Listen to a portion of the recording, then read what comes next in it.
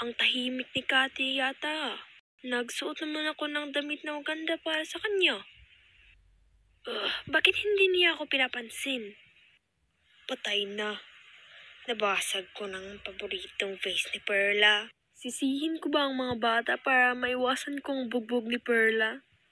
Ay... Mahal kita, Ate Filipinas. Mahal kita, sis.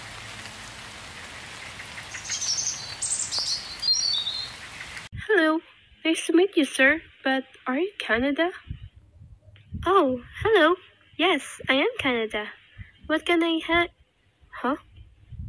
I will give you 1 week to take back your own trash in my place. How about let's talk this out, like civilized people? President says. Want to go to war, Brad? I will declare on you.